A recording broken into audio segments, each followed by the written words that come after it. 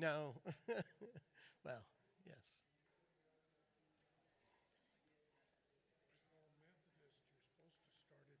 I know. Well, I thought there was going to be like 5 people here, so this ended up being different than I imagined. Yes.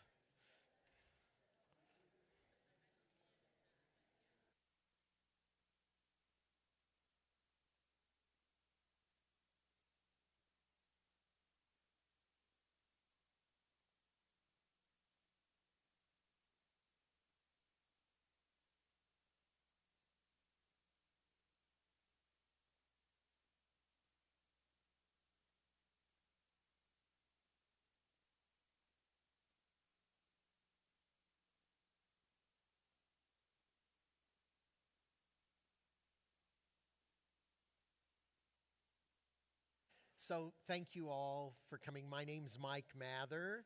I'm pastor at First United Methodist Church in Boulder. And I had thought there was going to be like 5 people here today for this conversation. So there's like 30 who've signed up. So please feel free to come up and sit around up here. And there's something on each of the seats, so that I wanted you to have. And then I was going to plan, because I heard yesterday that there was more of you than I was thinking there was going to be, that I'd have people break in groups of 4. And then I heard this was going to be streamed. So I hope you'll all have patience with me as I try to think about, recalibrating this in my head a little bit.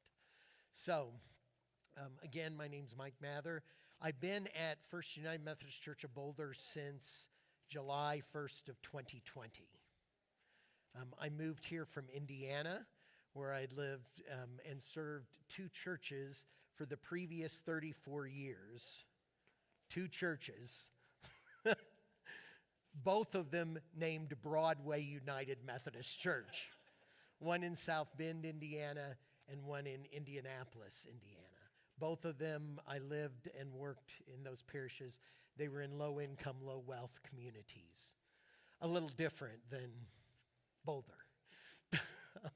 So I hope that both for you and for folks who are online with this, that if there's, I want you to know you can interrupt, you can ask a question, you can make a comment, you can push back, do whatever you want to do with that. If you want to do a liturgical dance while I speak, you're welcome to do that as well. Let me see. Anything else? No. I'm grateful to Don for helping me recalibrate how to get this room kind of working for this morning, and to Stephanie, who I worked with at First United Methodist Church of Boulder my first 1.5 years. So thank you. It's really good to see you again. So could we pray for a moment? Gracious and loving God, help us to be open to you and to one another, so that we may be ever more faithful disciples. Upon the name of Jesus we pray. Amen. So, please, sit. Okay, good. Yes, yeah. So, in 1986, I went to be the pastor in the streets at Broadway United Methodist Church in Indianapolis, which meant that I was to run all the neighborhood programs at this historic, church there in the inner city in Indianapolis, where white flight had happened, and there was a remnant left in this congregation. The congregation building is huge, 9 kitchens, 27 bathrooms. It's a cathedral. And again, a remnant of people left there. And again, my job was to run the neighborhood programs. And because there is nothing that a low-income, low-wealth community needs more than a 26-year-old guy with 19 years of education to solve their problems. That's what I thought anyway. So I came in there and lived a couple blocks from the church, and we had a summer program. So I moved there at that time, the move date was June 1st. I moved there, so we're starting the summer program. The summer program that was going on there was basketball for the boys and cheerleading for the girls. And very painfully, we changed it. Don't have time for that whole story now, but just to say again, very painfully, we changed it. We built each week around a spiritual principle. We used the principles of Kwanzaa. We started with devotions every day, ended with devotions every day, had art, drama, recreation, music, math, history, Bible study, poetry, violin lessons, everything you can imagine. 250 young people, 9 to 5, every day. Broke my arm patting myself on the back. I felt so good about this. I'm awesome. This is great. The funders loved us. The church loved it. This is great, right? But the last 9 months I was there, 5.5 years later, I was doing 9 funerals for young men under 25 years old in the 4-block radius around our church. Now, here I am doing all this that I think is good work, and I'm making a difference in the lives of people, right? And for the sake of the gospel, for the sake of the church, these people need me. And I'm aware of their needs, and I'm thinking of this, right? 9 funerals. It kicked the heck out of me. Here I am thinking I'm doing all this good work, and 9 young people in 4 blocks, all but one of them had grown up in the programming of the church. And people would say to me, oh, but if you hadn't been doing this, it would have been worse. And I said 2 things to that. The first is you're wrong. And the second is, even if you're right, that's not good enough. We've got to be able to think about this, pray about it, talk with one another about it. So the bishop had sent me, after 5.5 years there, up to this church in South Bend called Broadway United Methodist Church, from Broadway United Methodist Church in Indianapolis. And it was a tiny little church, 40 people in the inner city there. And that little tiny church had a food pantry. And when people came to the food pantry, we had a government form because we got government surplus food. And we asked people, so tell us how poor you are. Like, how much is your income and how much are your expenses? So people would say, well, my income is $600 a month and my expenses are $1,200 a month. Well, there wasn't a lot we could do with that, right? What do we do with this type of information? Can't figure this out. So we come to Pentecost that year, and after worship, every Sunday, that little church for 10 years had a lunch. Every Sunday, they'd been doing that. And so we're sitting around eating at the lunch. Anybody wanted to could come. A lot of people who lived in that inner city neighborhood came there. Half the people from the church stayed over for the meal every Sunday. And we'd sit around and talk. And one of the people at the table, this woman named Linda, says, you said that Peter, reading from the book of the prophet Joel, says that God's Spirit flows down on all people, young and old, women and men. And I was like, how great am I? I'm a wonderful preacher. It's a half an hour later, and she remembers what I said. I'm really good at this. And I said, yes, that's right. And she said, so how come you don't treat people like that? And I said, what do you mean? And she said, when people come to the food pantry, you ask people how poor they are. If you believe God's Spirit flowed down on all people, young and old, women and men, how come you aren't asking them that? I don't know. So the very next day, the day after Pentecost, we started asking people 10 pages of questions about what their gifts were. And I'm not talking about spiritual gift surveys that churches do. I'm talking about, have you taken care of older folks? Have you taken care of children? Have you done it because they're in your family? Because there's a job you've had? Because you're helping a neighbor out? You know, how are you doing this? And they said, well, okay, well, we can ask those questions.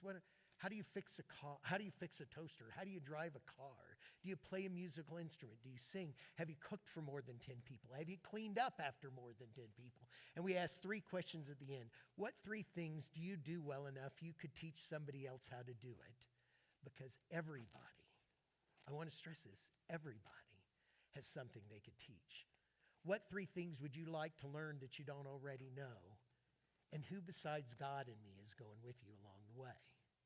Well, the first person who came to us was this little woman about this tall named Adele Almaguer, lived half a block from the church. And Adele told us she was a good cook. So we said, prove it. She said, what do you mean? We'll cook for the custodian, secretary, and pastor lunch on Friday. So she cooked for us. We paid her for it. It was great. So the leadership of the neighborhood organization was meeting. We said, don't meet somewhere else. Meet here at the church and let Adele cook for you. And she cooked for them, and they loved it. And over the next 9 months, she cooked for Studebaker Elementary School, had a PTA meeting. The Southeast Side Neighborhood Health Center had a open house. Memorial Hospital had a press conference in our neighborhood. They all needed food. She got the job. She did the work, and they paid her for it, and they loved it. Then the Chamber of Commerce called us. We want to have an all-day meeting of our leadership program in your church building. We said, well, that day works. They said, since we're going to have 70 people there, we need to use your kitchen. We said, we would prefer you use our caterer. So we took $20 and bought her 1,000 business cards. They said, La Chaprita Catering, spunky Tex-Mex food. And she fed 70 of the business and civic leaders in the community. They passed out her business card to everybody there. Through that, she got connected to the Michiana Businesswomen's Association. And a year and a half later, she opened up Adelita's Fajitas at the corner of 8th and Harrison. Now, if we had said to her when she showed up, tell us how poor you are, we would have all ended up poorer for it. And we would have missed a lot of great food. And I'm like, well, this is what I believe. How come I haven't been doing this? I don't have to change my theology. This is true. What? And I realized it was because all our practices are built around scarcity and need.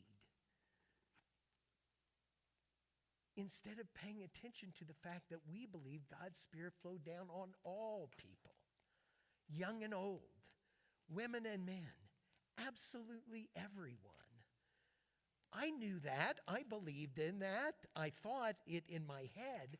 I just didn't have a way to put that in practice. Or I hadn't even thought of a way. What do churches do? They run food pantries. They run summer programs. They run after-school programs. They do this. How would I live as if the gospel was actually true? That God's Spirit actually has flowed down on all people, young and old, women and men. So let's pause here for a moment. Questions, challenges, pushback. Does it make sense? Yes? No? I mean, I understand. Let me tell you, this is completely at odds with everything I'd learned growing up in the church, with everything I'd learned being in churches all my life. We're focused on people's needs. What does it look like? I mean, do you understand how difficult this was for me to rotate my mind around this? It was. But all it took was asking a different question. Instead of asking what's wrong with you, asking people what's right. Yes? So did you have to stop getting government subsidized food? One of my most fun things about that was we had to send in our reports to the local Red Cross. They were the ones who did that. And we started sending them the 10 copies of the 10 pages of each person and what their gifts were. And they called us and they said, this is a problem. And we said, no, we swear it isn't. And they're like, no. And we said, no, this is the information we're gathering. We don't know what people's income and expenses are now. All we know now is what their gifts are. Read the 10 pages. And they ended up, because they knew us and trusted us a little bit, because of our history being in that place, they gave us some room. I want to say, I think this is one of the things about this. This is important. I think because people know us and trust us and love us in the communities in which we're a part, we can try things like this. that we might not otherwise try, that we might not otherwise think about.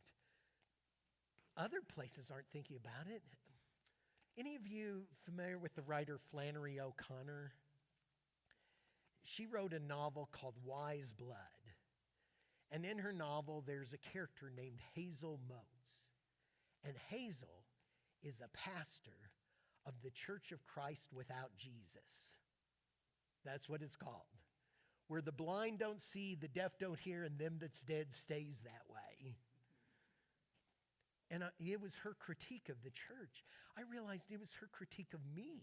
I'd been acting like I was the one who was giving people eyes to see.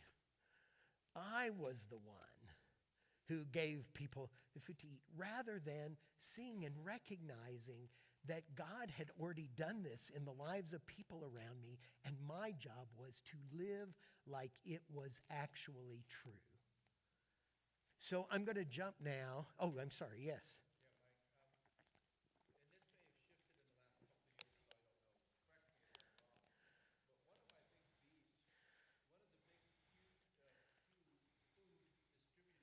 Mm-hmm.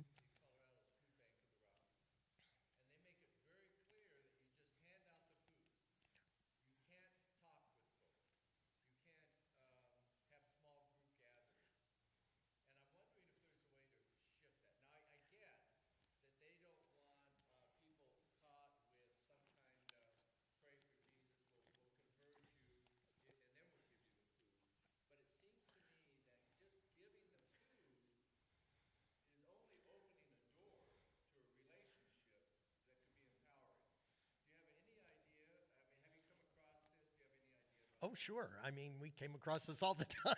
Yes. I mean, but we just lived what we believed, was we would talk with people. You know, one of the things I say, and I've said this in Boulder to people, is nobody in Boulder dies of hunger. You can go to the hospital, check this out. They have all the stats. Nobody.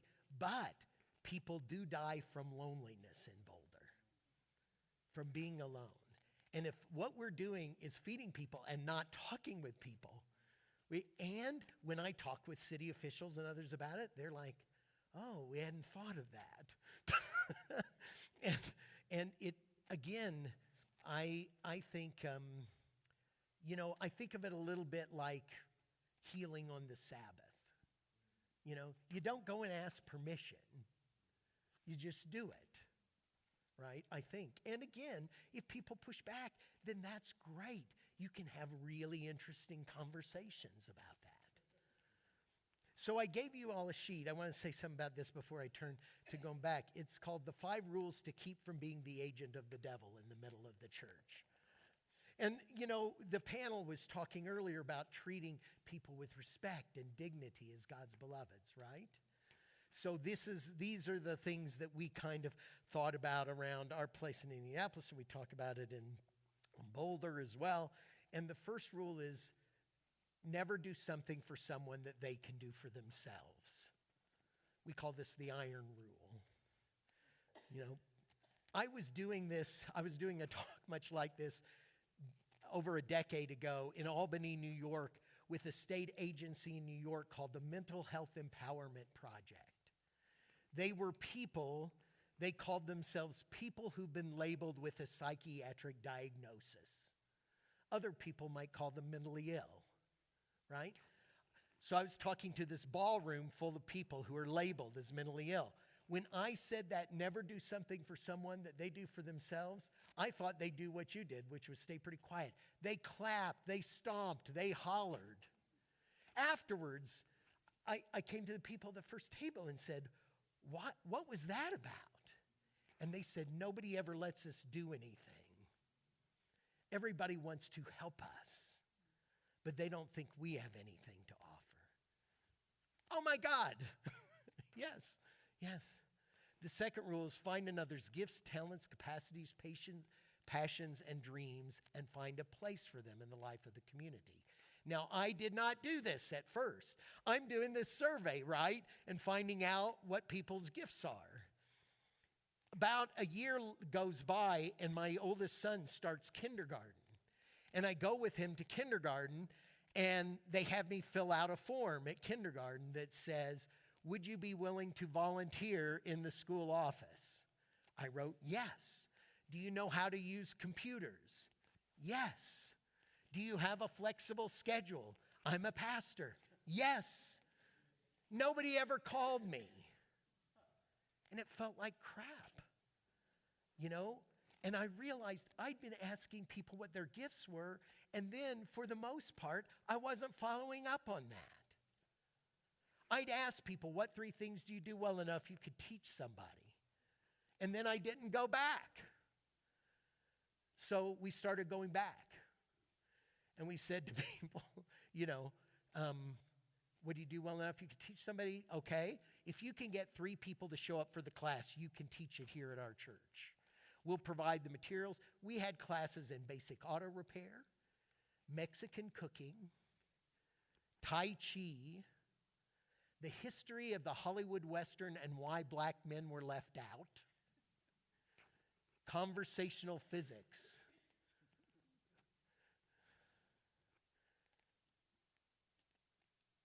And these were classes that people came to, and we called this the School of the Spirit. And we said, we aren't going to get people to show up for your class. We'll advertise it with the church. But if you want to do this, you have to have people show up. And we put a coffee can in each room. And whatever money the students put in, the teacher got to keep. Well, after a few years, these classes had gone well enough that we decided we'd start something a little more formal. We called it Broadway University, or like we like to call it, Old BU. And we called it BEYOU. And we had people do stuff in this place, right, about this. We had people offer these classes, and we'd have people prepay for the class early, right? So this class, you'd have to pay $7 a week, and you'd have to sign up for 7 weeks. So basically, it was $50 for 7 classes. And the local newspaper did a story about it, and we got a call. And this person said to me on the phone, so I want to take the class in conversational psychics. And I said, well, no, sir, it's conversational physics. And he says, well, then I'm not interested at all. And I thought later, what was a class like of conversational psychics like? Everybody's sitting around really quiet because everybody knows what everybody else is thinking. Right? So, all I'm saying is that it invited us into a new world of seeing people and their possibilities and hopes and dreams. So, again, after I got sent to this church, 11 and a half years later, I got sent back to Broadway United Methodist Church in Indianapolis as a senior pastor. And they're running the summer program the same way as when I left. It wasn't bad. It wasn't doing anything bad, but it wasn't changing anything. It wasn't making things better. But that had never been a standard. The funders only asked us how many people come, how many volunteers, how many contact hours. They never said, did anything actually get better?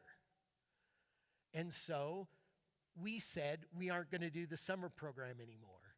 I have a friend who talks about this as discernment by nausea. You know, when you know something needs to change and you know it's going to be hard and you feel it in the pit of your stomach. You know, how's this going to change? How are we going to do this? So we started changing it. And people said, what are we going to, I don't know. We're going to pray about it, talk about it. And we did. And what we ended up doing was, instead of running classes for young people with volunteers and people from the church or from other places, or even paying some AmeriCorps volunteers to come, we ended up hiring young people who lived in our neighborhood and paying them to meet their neighbors. That was our summer program. You were to go and talk to your neighbors and find out their gifts, talents, dreams, and passions. And then we're going to talk about what we do with that. Oh. This is what it looks like to live as if the gospel is true. We're going to find out what it is that's so these young, and again, they would do these 3 things. They would name those gifts, talents, dreams, and passions. Their job was to lay hands on people and bless them once they learned what those passions were.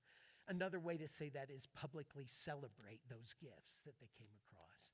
And then they were to connect them with other people who cared about the same thing. We called it name, bless, connect. And it seemed to us in the spirit of the Gospels, right? That this is what people want to do, what people are calling them, or what young people are discovering. And man, when they were discovering this about their neighbor, they always started with neighbors they knew. We said, don't cold call, go to neighbors you know. And after you go to the first neighbor, then say to them, well, who else should we go see? Oh, you should go see my neighbor. Would you let your neighbor know that we're going to come over and see her? Oh, okay, we'll do that. So we'd been doing that for a year and a half, 2 years. And I get a call from the State Department of Health. When the pastor gets a call from the State Department of Health, this is not a good thing, right? And they said, we want to come and talk with the young people who are going out and meeting their neighbors. Why? We'll tell you when we get there. We want to see you this afternoon. So we gather the young people together, and the State Department of Health people come in, and they said, we've been investigating you all for the past 6 months. This is not going well. They said, our job is to make the people of this state healthier, and we haven't been doing a good job. And what our data shows is that what these young people are doing is actually making your community healthier. People's blood pressures are down, people's blood sugars are down, APGAR scores on babies being born are higher. Oh my God. We're a church. We don't know how to keep track of that stuff. We know how to count the offering and how many people in church on Sunday, and we aren't very good on either of those. But they were doing this. They were doing this. And they said, we just got $250,000 from the Rockefeller Foundation. And they turned to the young people and they said, and we'd like to give you this money to build on what you've been doing. These young people were like, we should get paid more. Absolutely, you should get paid more. Absolutely, you should get paid more. And they said, can we hire more people? Well, yeah, this money is yours. They aren't, So this is connected to the third rule. So the first rule, never do something for someone they can do for themselves. The second is find another's gifts, talents, capacities, passions, and dreams, and find a place for them in the life of the community. The third is don't give poor people services. Give poor people income, money, because poor means people don't have money. It doesn't mean people aren't smart and creative and entrepreneurial and anything. It means people don't have money. This is not so I went once to a Department of Health meeting. They were announcing the results of a 5-year study, and they had determined that people who have less money are less healthy than people who have more money. After 5 years of studying it, they had determined this. We were, of course, shocked. But what was really shocking was everybody in the room but 2 of us were healthcare professionals. And they went around the room and said, what should we do about this? And you can imagine this happening with a church, right? You can imagine this. People went around the room and said, well, we'll start a program to help people with their health crisis. So, we'll do blood pressure, blood sugars, whatever. Now, again, the way they had identified the problem was people who have less money are less healthy than people who have more money. At least one of the answers to that is, how do we get people more money? This is not a complicated thought, right? In some ways, except it was, and it is for those of us in the church. But that's why we made it one of these rules. All these people, again, I love healthcare professionals. I'm married to a registered nurse. This is not a thing to I'm talking about we do this in the church all the time. Oh, These people don't have food. We're going to feed them. We're going to provide the food, right? I have a friend in over the Rhine section of Cincinnati. Do you all know that's the inner city in Cincinnati? And they had a meal that they were doing there, and he was dealing with this. His name's Damon Lynch III, really good guy.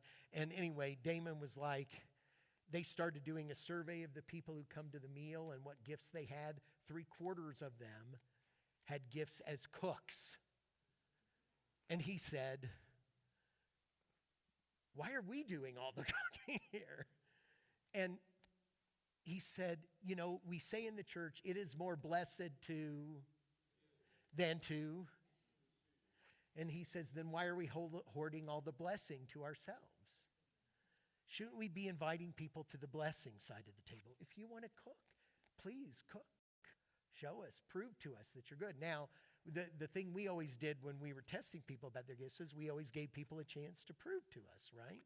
We said to Adele, cook for us on Friday, lunch for the custodian pastor. And before we had her feed a whole group, we had her feed the 3 of us, and it was great. And overwhelmingly during these times, these things are good. Our 4th rule is if people are bent on providing services rather than income, see that you do it in the form of a voucher or you give people some agency and choice. So we had run this food pantry for years there in South Bend. And when people donated or, when people came in to get food, we would put together family of 2, family of 3, family of 4. We had, okay, this much of this much of this much of this. We decided to change that and let people choose for themselves. So every year around Thanksgiving, schools would do food drives, and they would give us food, right? Lots of canned goods. And one of the things they almost always gave us was cans of pumpkin. And so when we put together Thanksgiving baskets, we put in can of pumpkin, a pie crust, frozen pie crust. We do all that. When we let people choose for themselves, nobody ever chose the pumpkin pie. And we realized we had been getting back in the food drives the pumpkin we had given out the year before. I mean, just on a practical level, it wasn't helpful. It wasn't useful. It wasn't practical.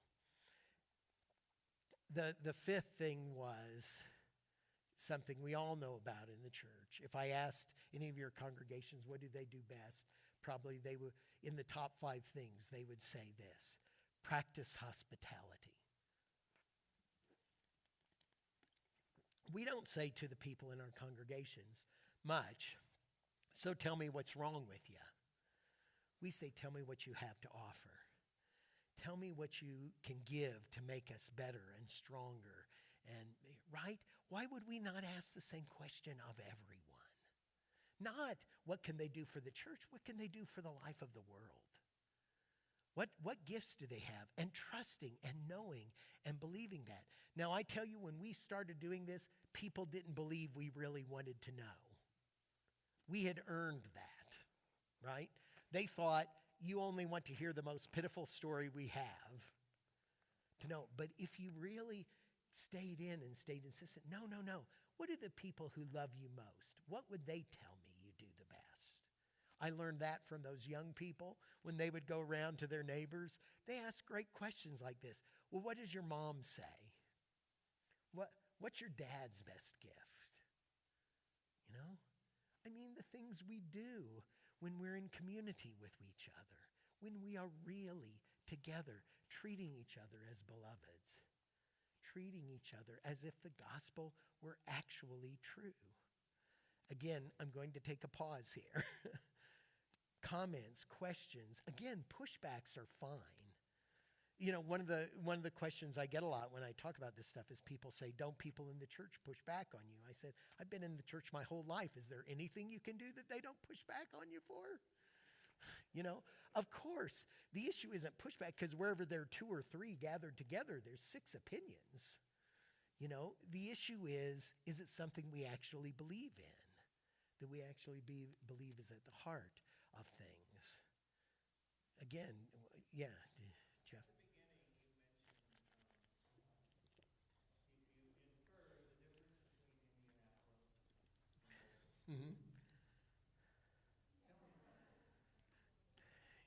I was just saying.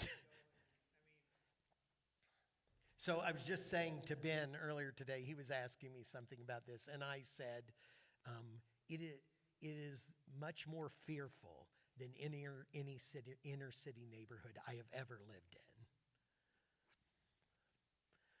You know, everything. I don't know, Stephanie, what you live there.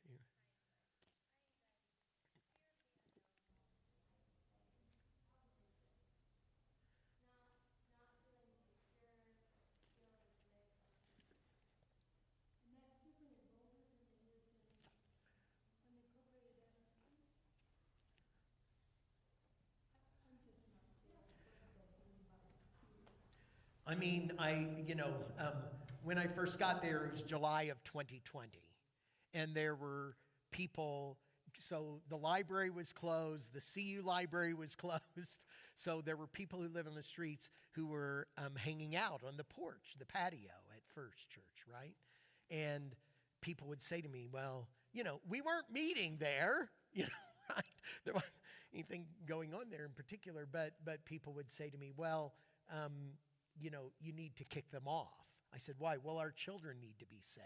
And I said, well, you know that, first of all, your children aren't here. I mean, nobody's here. But secondly, you know that statistically speaking, there's a lot more to fear for children from the people in their homes than there is from a stranger who they don't know here. And people would say, oh, yes, this is what, they knew that, but that was something different. And so people kept asking me to kick people off, and I didn't know what to do. So finally, Stephanie and I talked about this, and I ended up saying to people every time I get asked, I won't kick them off, you can kick them off, but you can't do it until you learn their names. And so then a few days later, one of the leaders of the congregation came and said, can we have a meeting?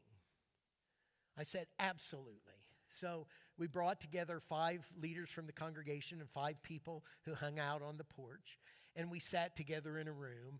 And I had people, it was I was going to do if we were a smaller group.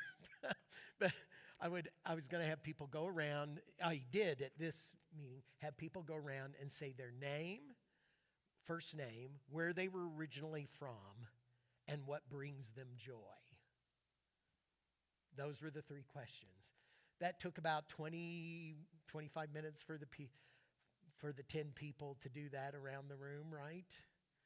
And, then they talked for another 20, 25 minutes based on what they'd heard each other say, right? And then I turned to the people of the congregation and I said, so is there something you wanted to say to these folks? And they're like, no, we're fine. Because once we do take the time to get to know somebody, to see somebody. In South Africa, have any of you been to South Africa? Yes, several of you. You know what people say when they greet you in South Africa? Sabona. Yes, S-A-W-B-U-N. B-O-N-A, yes. And what it means is, I see you. I see you. And the response is, it is good to be seen.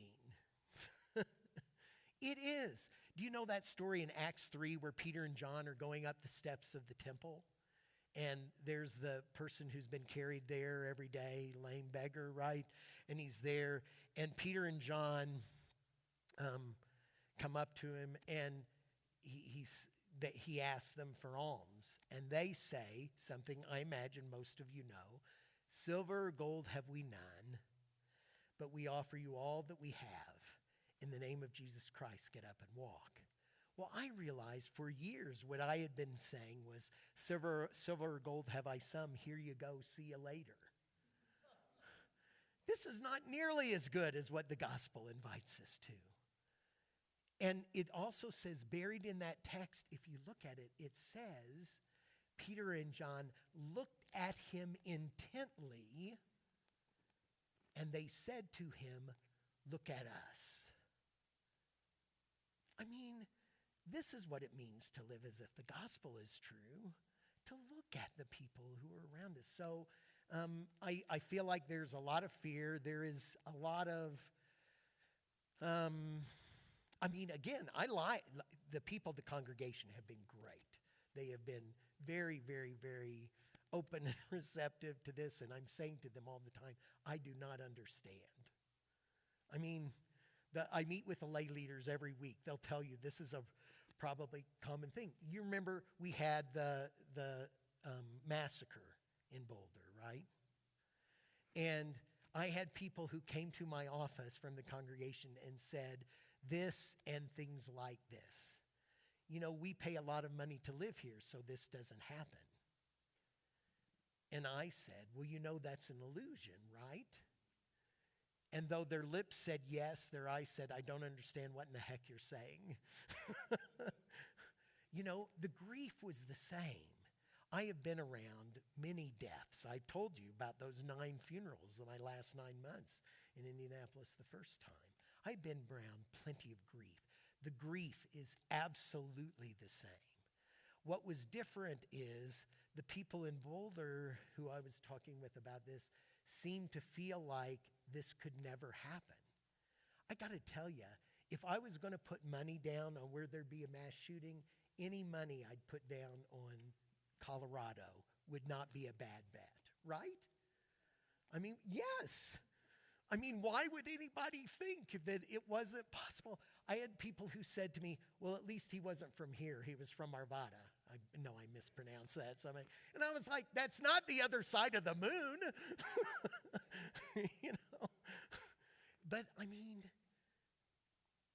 it's been interesting and a challenge. And one of the things is, we've tried to directly deal with this. During Lent a year ago, we called it a humble Lent. And we invited a different person or two from the congregation every Sunday to stand up and tell a story of personal failure. And the first 2 words of what they said had to be, I failed. And the last 2 words of what they had to say were, I failed. Right? So we could embrace the fact that we're all. I was telling Stephanie just a few minutes ago, there's a band I had never heard of called Over the Rhine. Any of you ever heard of them? They have a song out called All My Favorite People Are Broken. I love that, because all of us are broken. This is the thing, right? And we're inclined, intent, and wanting all the time to fix people's brokenness without recognizing it's all of us. I have a problem with my heart. Every once in a while, I have tachycardia. Am I the only one here who has tachycardia? Every once in a while, my heart beats at 300 beats a minute. This is not a good thing. When it does, I have to call the ambulance. The ambulance comes. They give me a shot of something that causes my heart to stop, and then it restarts at a lower rate. If my congregation treated me as I was an invalid and couldn't do anything because I have this problem with my heart, I wouldn't get to do this remarkable, great work I get to do. They can pray for me, but they can't fix me, right? It's the same thing with everybody we encounter in the church in mission. It is seeing people like, you're a treasure chest. This food pantry we had, it did not help feed people that much. We would give people, whatever food, and then they could come back once a month. I just keep imagining, people talk to me about Matthew 25 sometime. Jesus says, yes, yes, yes. And whenever you see the least of these, yes. But if Jesus came to show up, you'd never say to him, I know a great food pantry. It's down at this church. You go there on the 3rd Thursday at 3:30, and you need 2 forms of ID. No. You'd say, come on over to the house. Let's eat. Let's celebrate together. I want to hear your story. I want to hear what you've been doing. People are endlessly fascinating, don't you think? Isn't this true? Everybody. And yet our intent all the time, or our desire, I'm telling you my sin is to fix and to make it better. When we gave that up and started giving them gifts, people got healthier. During the pandemic, because we had stopped doing things the way we did there at the church, people in that neighborhood ended up with $2 to $3 million in their pockets. I mean, we had these young people, right, who knew people in the neighborhood. So instead of just going to the agencies, the city said, we know about what you all are doing. And they said to the young people, we're going to give you each $7,000 to hand out to your neighbors. This is in conservative Indiana, man. And they went out and passed out $7,000. Well, then, the government, because it was government money, wanted them to have a form to fill out about it. How many pages was the form? Do you have a guess? 5? No, it was 12. It was 12. And so they said, well, we won't pass out more of your money unless we can revise the form. They said, okay. So they revised the form. They made it 1 page. And do you know what the question at the bottom of the page was? Huh? No. What brings you joy? They added one question. What brings you joy? Now think about this. Now the government is getting forms that tells you what brings people joy. If you don't ask people what brings them joy, you'll never be able to do anything about it, right? If you don't know. Living as if the gospel is true changes the questions we ask, the way we look at the world around us. It changes everything about how we see things. Jesus heals more people of blindness than of any other particular thing. Why is that? Because that's our problem. I think. I mean, I love the story about the man born blind in John 9, right? It's a really long story.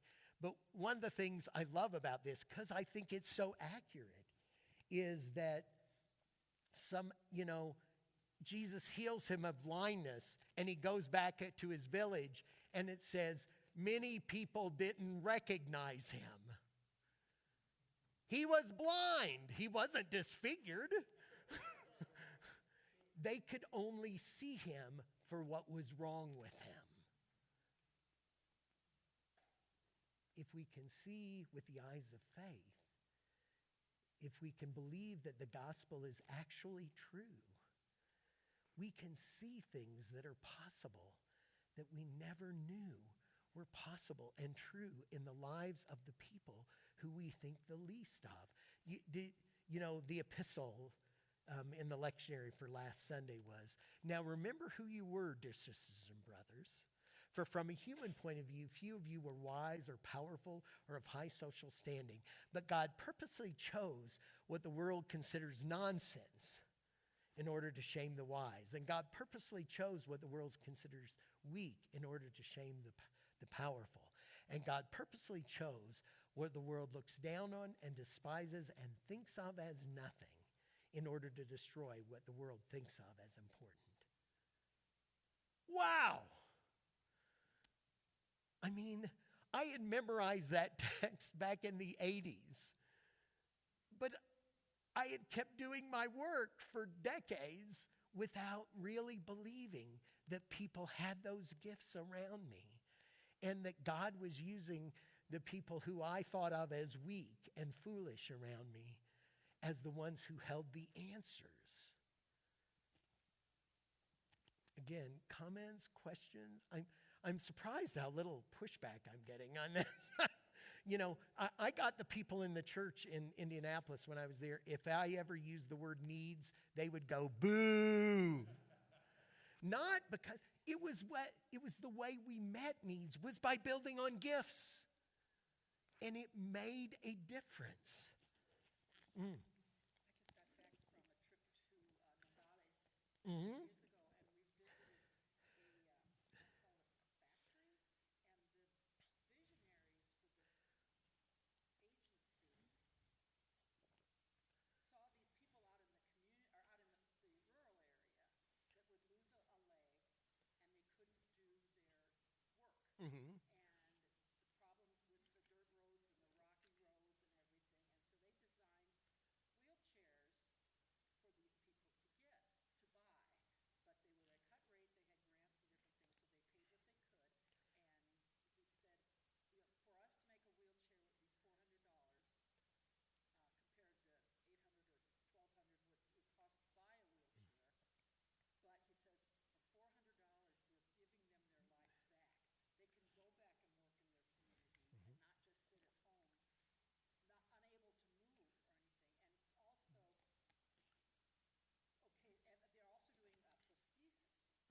Yeah, yeah, yeah.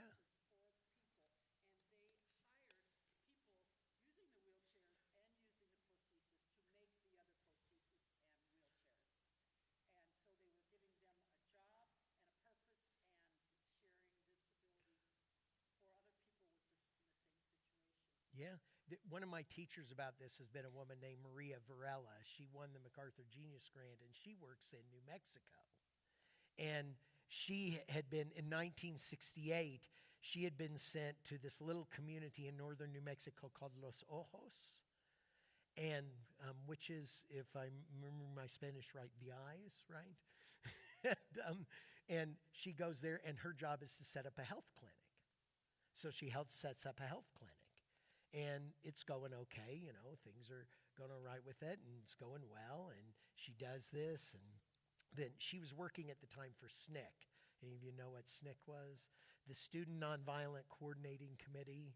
It was what John Lewis was, how he really got moving early on. But anyway, so she's working, doing this, and she takes time off to have a baby. And while she's taking time off to have a baby, she's hanging out in this rural village with the other women around there, right? And one of the things she noticed is that what these women did was raise sheep and then sell the wool and send it off.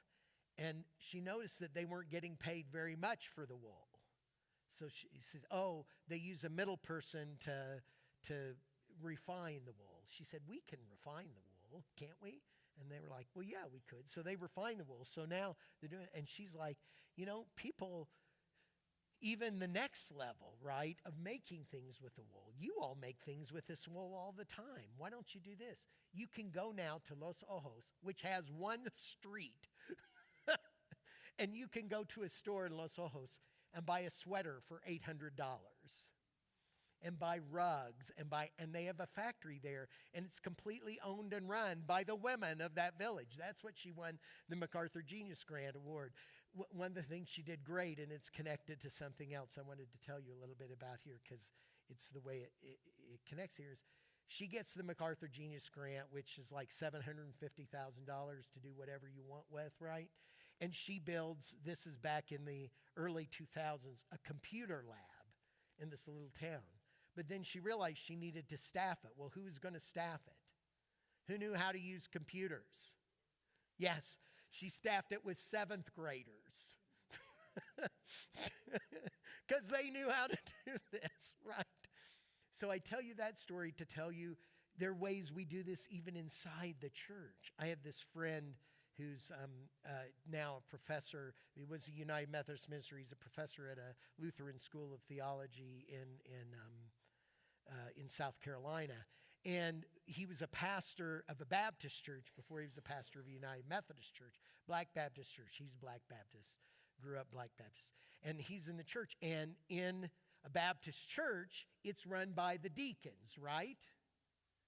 So the people in the church kept telling him, well, the church needs to get younger. Okay. So he changed the age, the minimum age for a deacon from 21 to 13. And then he changed and said that there have to be an equal number of people under 21 as over 21. I said, my God, what happened? He said, the church got a lot younger. It was real power, right? It wasn't, 1 or 2, 3 young people. It was young people getting to make the decisions. This is what, to me, that living as if the gospel is true is about, is us trusting God's Spirit moving in the lives of people that we often don't put at the center of our lives. The life of our church, the life of our community, anything else. Yeah. Other comments? Thoughts? Yes, sorry.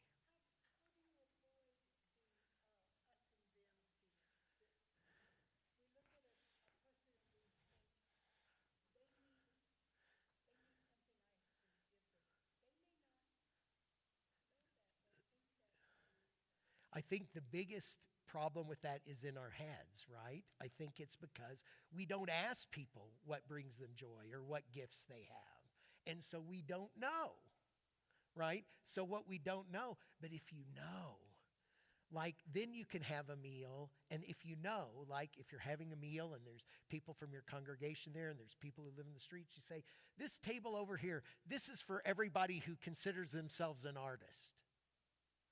And then the people go over to that table, and who's sitting there? People who are thought of as needy. And not, I mean, one of the things we say, and we talk about this around First Church a lot, is how do we treat people not as if they're needy, but as if they're needed? Not needy, but needed. You know, there's a rule in disabilities communities, nothing about me without me. You know, we start ministries all the time where we don't have half of the people in the meeting are people who are going to be receiving the thing that we want to offer them.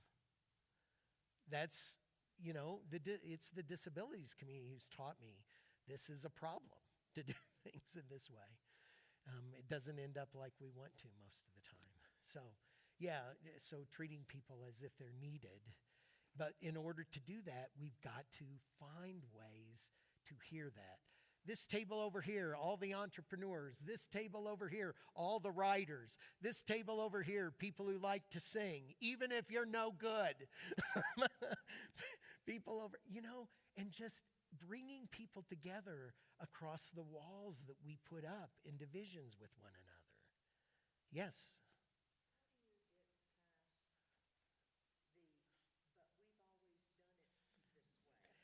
Well, see, this is the gift of having moved during the pandemic. Nobody could say in Boulder, we've always done it this way before. But the thing I often would say before that, and since that is, so how's that been working for you? You know, a friend of mine did a study. She wrote to all these United Methodist churches in a major urban area, and she said to them, you know, what are the ministries you do to the poor? And they listed them. And then the second question was, are you effective?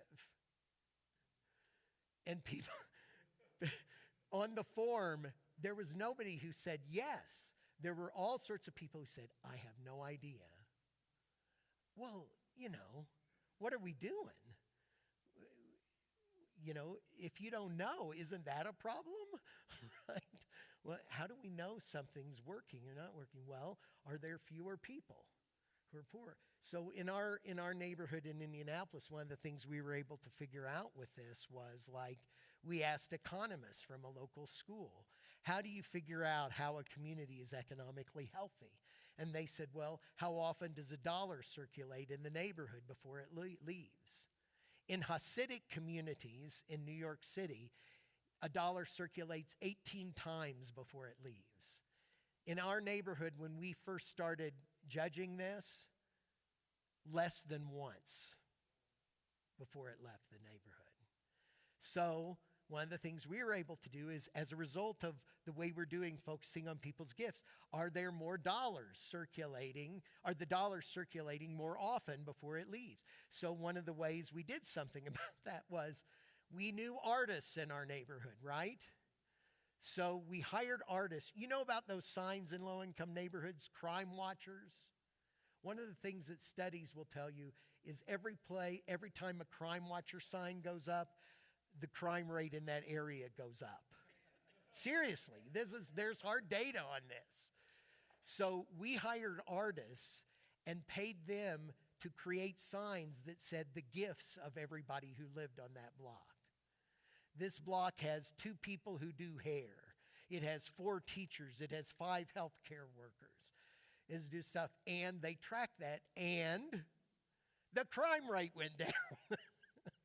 You know, when we build on people's gifts, when we're able to see that. But if we hadn't ever been asking, I have another little story about this that because a lot of places like to do community gardens. Yes, you know about these community gardens. So we did that back in the 80s before it was even cool at Broadway. And we would do this, and, you know, this is amazing. You know, but a lot of the neighbors would complain, well, there's people tromping through that garden, or who's taking care of it, you know, and there'd be all these questions. So when I came back, we had a friend of mine had moved from South Bend to Chicago and then into the neighborhood. His name's Diamond Hargis. You should look him up on YouTube. His job is he's the roving listener. He never graduated from high school, but he is a genius of community. And he went around that neighborhood finding people's gifts and talents. And one of the things he did was he came to me and said, Mike, in the 6 blocks around here, there's 48 gardeners. I didn't know that. I thought people needed a community garden. He said they're growing in their front yards, in their backyards, on their front porches. He says Miss Jackson grows beans on her porch so they provide shade during the summer. I was like, oh my God, creative people. And so when they're doing this and they're doing this going on, I mentioned my oldest son before when he was going to kindergarten. I'm going to mention him now when he's ending his first year at college. He's ending his first year at college, and he comes home after college in Kentucky was over, where he was, and he said, I'm feeling confused. And I said, why? And he said, well, when I went to dinner with my friends last night, and the waitress asked what we wanted to drink, I couldn't think of the word water. And when she asked what we wanted to eat, I said chicken, but she didn't seem to understand, so I pointed at the picture of the chicken. And I knew all my friends who I was at dinner with, but I didn't know any of their names. I couldn't think of any of their names. I went home that night after I ate, and I got up the next morning, and I feel fine, but I thought I should mention this. Yes, that's right. At the end of the day, the next day, we knew he had a brain tumor on the language and thought processing part of his brain. And so they scheduled brain surgery for June 27th, 2008. And 2 weeks before his surgery, we get a call from the neurosurgeon, and he said, hey, CNN would like to do a story about your son's surgery, Connor, your surgery. Would you be willing to do that? Connor, who's a computer science and math nerd, is like, no way. It's like, great. That's fine. We go in a few days later to see the neurosurgeon prepping for the surgery, and he says, Connor, would you talk to me about this a little bit? Yes, I know this doesn't sound like a story that connects, but I swear it does. So the neurosurgeon says, there are people who are afraid to have this surgery. And Connor says, I'm afraid to have this surgery. And he says, but if they see a 19-year-old college kid from the Midwest having it, then they won't be so afraid. And then it'll improve the quality of life for a lot of people who are afraid to have this. And so Connor agrees to do this. A couple days later, he tells me, Dad, I'm willing to do this, but I want you to talk to the people at the hospital about something. He says, okay. So we go to the hospital and go to talk to the vice president because the president's away on vacation. And the vice president says, I say to him, so Connor's willing to do this, but he knows this will be good publicity for the hospital. So the only way he'll do this is if you do 9 more surgeries for young people who can't afford this. And the guy was like, okay. He said, great, we'd like that in writing. He says, okay. And then he says, he says, I hear good things about your church. What's going on there? I don't know. I'm thinking about Connor. And then all of a sudden I realized, we've just been having this thing happening with these gardeners. And we had hired 2 young people named Kyla and Adam who lived in the neighborhood to go talk with all the gardeners in the neighborhood. What do you grow? What do you do with what you grow? Would you be interested in selling anything you grow? And then they'd go to the neighborhood businesses and say, would any of you be interested in buying anything they grow? And so he said, wow, that sounds really exciting. Could they do a farmer's market here at the hospital? And I said, no. And he said, why not? And I said, because it'd take years to build infrastructure. And he said, well, we have seed money for that. And I'm like, great, $500 for seeds. And he said, $40,000. And I said, there's some people you should talk with. But that never would have happened if we hadn't been paying attention to the gifts of the people in our community, right? And nobody got rich from the farmer's market at Methodist Hospital. But do you know what happened? People got jobs because they're there selling vegetables every day and people are getting to meet them. Do you know how people get jobs? Yes, knowing other people. God has designed this world in this way for us to be in relationship with each other. And living as if the gospel is true is living like we actually believe that. And we believe that these internal structures will work if we change the ways we pay attention to the world. I ask people all the time, and this is thinking about again, people saying, well, but this group does this great work. They do great work. Is it changing anything? No, it isn't. It isn't changing the dynamics. We have this discussion in Boulder all the time with the organizations that do stuff around homelessness.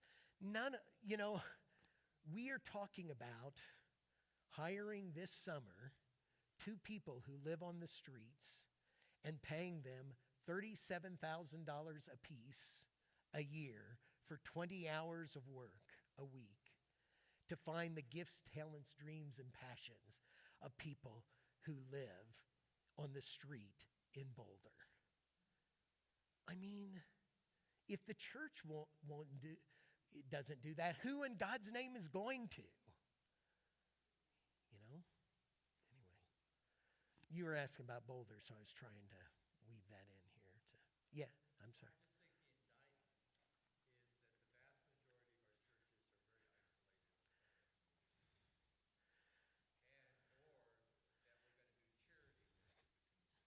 Yeah.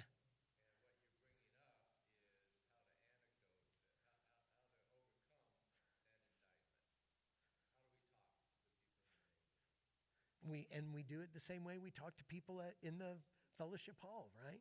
What's going on with your kid lately? What does he do well? What is your daughter doing right now? She's 7. So I have a 3-year-old granddaughter who lives in Denver. And I went out to eat with her and her parents the other day. And at one point she said, to her Dad, I need to go to the bathroom and I want Papa to go with me. Okay. I'm not usually the one called on in this situation, but we walk into the bathroom and she says, okay, now you walk outside. I don't, because I know she's going to have to get up to the sink to wash her hand when she comes out. So I watch her go into the stall. I watch her feet underneath the stall, and I see, her climbing up to get on top of the toilet. I mean, I can see her feet dangling now. And she starts to sing. And you know what she sang? Let it go. And it's like, I wouldn't have known this if I didn't go to the bathroom with you. When you get in people's homes, when you get to see somebody's stuff who's living on the street, you find out the most interesting things. I was talking to this guy, Larry, who Stephanie knows, who has lived on the streets of Boulder now 13 years, one night in a shelter. 13 years. I said, we went out to lunch one day. I said, Larry, what have you learned? And he said, Mike, this is the most stress-free life I have ever had. I'm like, that is not the answer I expected, And it turns out he's an artist, and he would hold art class on the patio. And we started meeting on the patio before we started meeting back in the building for worship. And we would pay Larry to be there and to draw what he was noticing in the congregation. He had a friend who had because whenever somebody comes and lives on the streets of Boulder, they're often sent to Larry by other people, because he's lived there for so long. He knows how to navigate where's safe, where's not, everything. And this guy told me he was a graduate of the University of Texas in classical trombone. And I said to him, where's your trombone? And he looks at me like I'm crazy, and he's like, oh my God. He says, you can't have a trombone out here. I said, well, what's your favorite piece? And he named the piece and the movement within the piece, right? I mean, it was amazing hearing him talk. And then I said to him, so how do you spend your time? And he paused, and then he said, Mike, I spend my time in a variety of illegal activities. And I said, oh my God, this is so much more honest with me than people are in the church. You know, it reminded me of the time I did this baptism for a guy, and we were going through he had emphysema, he was dying, and he had his oxygen, and we were going through the baptismal, ritual, and I said, you promise to resist evil, injustice, and oppression in whatever forms they present themselves. And he says, well, I got to tell you, I like to steal, but I'm trying to get better. I'm like, yes! I ask people on Sunday, they say, yes, I promise to resist evil, injustice, and oppression. And then, what? And anyway, I just appreciate the honesty. People often ask me, so one of the differences between Boulder for me and the inner city is there's so much more honesty. If we had a drug addict, we knew it. People hide it where I am now. And again, I'm learning this. I'm learning how to operate with this and the questions to ask. And I'm glad I'm here. And I feel blessed to serve the people of this congregation. But this is the hardest work I've ever done. It's a lot harder than work in the inner city. Trying to figure out how to invite people to see people not as them and us, right? But as, people in the congregation. I did 2 funerals last summer for matriarchs of the church. Each of them has a son who lives on the streets of Boulder. This isn't somebody else's problem.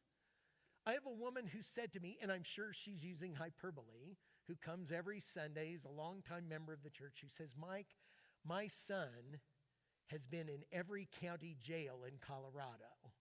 Now, I'm sure this is hyperbole, but, this is us. It's not somebody else. The people we meet who don't have as much, we think, have a whole lot and a lot to offer. And we know that because it is us. It's not somebody else. And I don't know how liturgically to show that. I have a couple of thoughts how to do this in the life of the church. What if the people who come and receive your services for the different thing, what if you invited them to come and spend 3 minutes on a Sunday speaking in front of the congregation about the gifts that they have? Just say, what do you love? Not, what's the biggest problem in your life? But what do you love? What do you love to do? Where do you love to spend your time? Anyway, there are lots of different ways to do this, but when the great thing about the service things that we do is they give us a chance to discover the treasure chest that is each human being. And if we are only using it to give somebody food and walk out the door, then shame on us. It's a missed opportunity.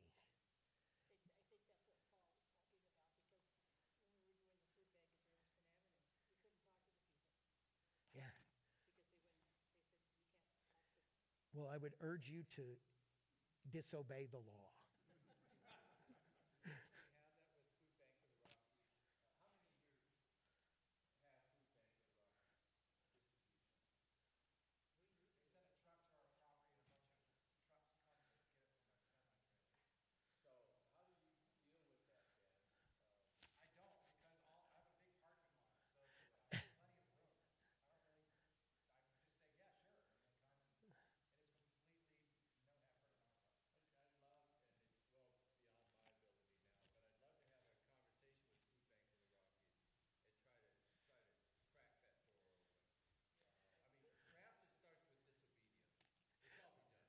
Well, and here's another way to talk about it that's not disobedience, is this is what I've learned from AA. You do not think your way into new ways of acting. You act your way into new ways of thinking. And I think this is absolutely true. So it's not about disobedience. It's more about, it's just, they came in and they started talking to us, and before you knew it, we again, the craziest thing about that to me is, because I had somebody recently talk to me about this, who takes oatmeal to the park in Boulder, right? Is like, well, I don't have time to talk to anybody because I'm feeding. I'm like, people are dying from loneliness. They're not dying from food. We want to actually, if you want to be focused on needs, figure this out. Yeah. Any other comments or questions or?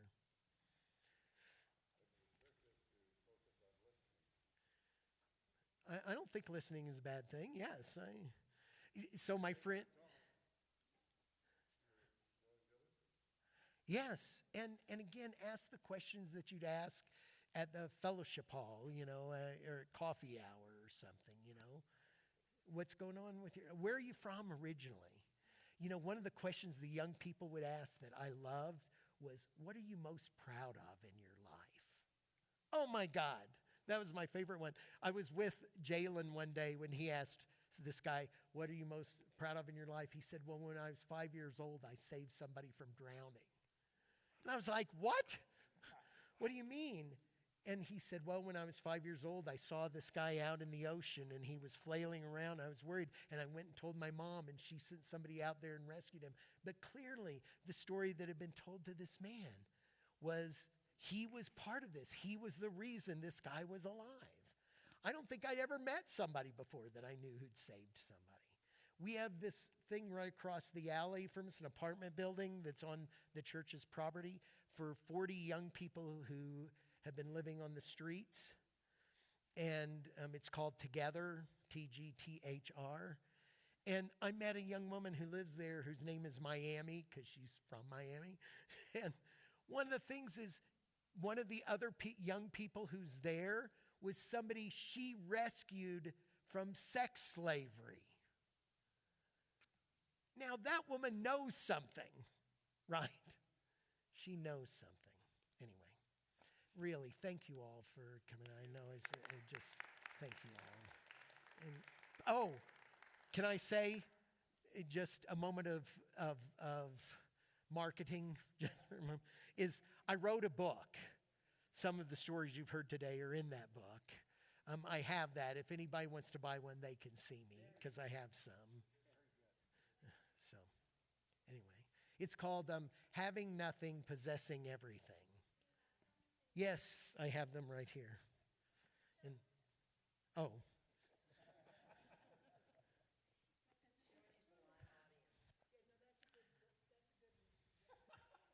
It's published by Erdman's. So, yeah. Anyway, thanks. Huh? Yes. Yep. Yeah. We were sitting there, and it was like they started to pass the plate, and it was like, who carries cash anymore? Huh? Yeah.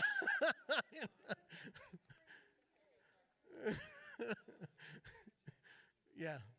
Felt kind of bad about that, but really appreciate it very much.